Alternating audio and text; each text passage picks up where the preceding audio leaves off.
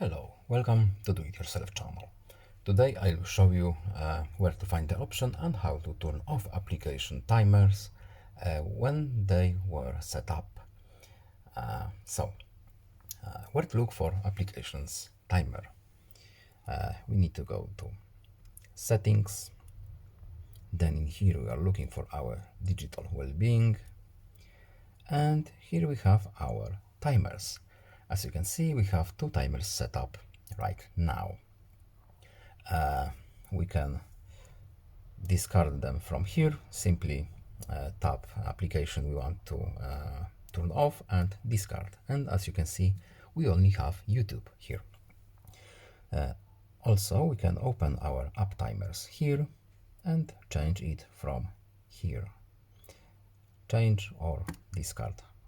And right now we have no app timers active right now. I hope this video is helpful to you. Please leave a like and subscribe. Have a nice day and see you in the next video. Goodbye.